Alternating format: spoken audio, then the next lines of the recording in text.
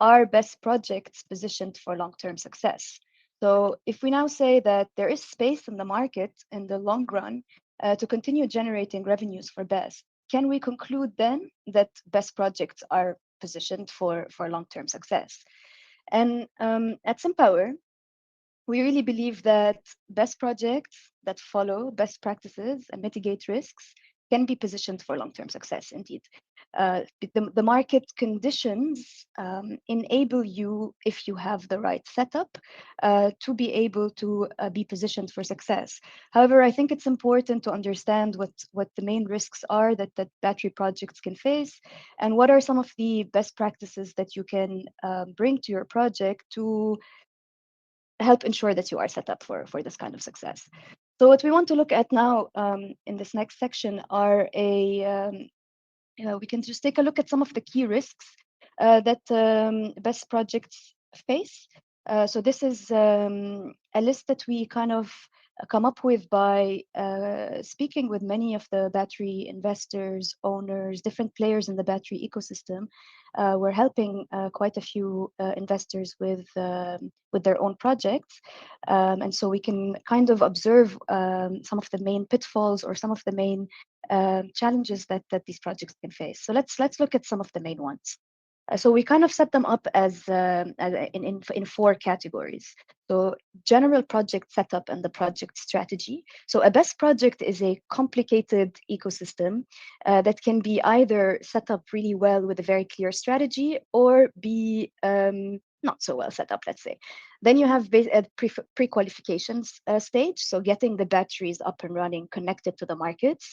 And in this phase, you do this the first time you connect your batteries, but you also do it on an ongoing basis as you add more programs or more revenue streams to your revenue stack. You may have to go through pre-qualifications again. So pre-qualifications is an important phase in the life cycle of this project.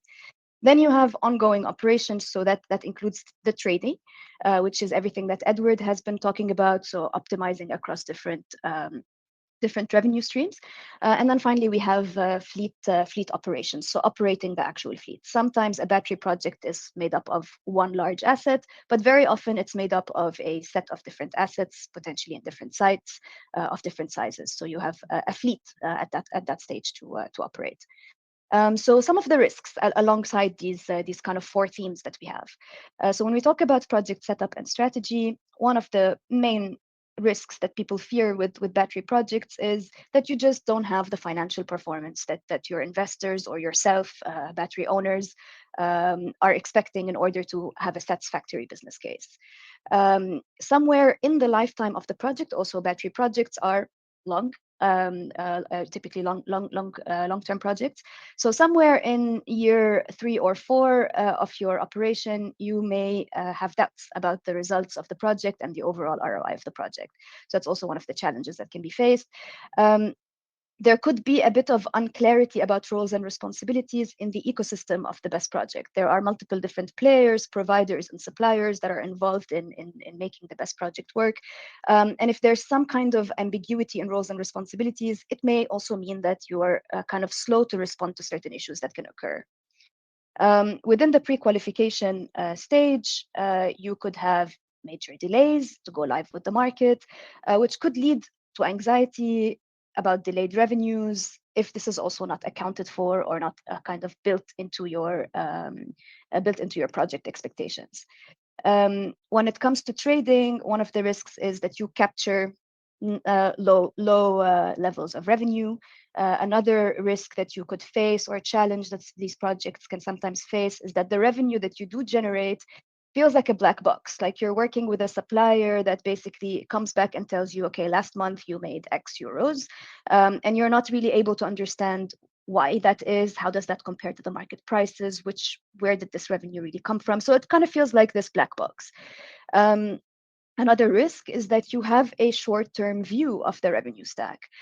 So you basically bank on balancing market program X, and you kind of just say, okay, this is how I'm going to make my money, but your project is going to last for 15 years. And so you need a long-term view on the revenue stack.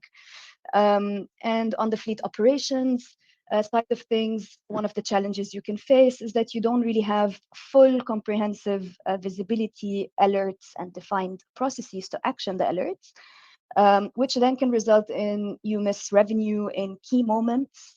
You miss capturing key moments because of some kind of battery unavailability, battery health issue that you weren't able to catch on time, and then you could miss quite a lot of revenue on the back of that.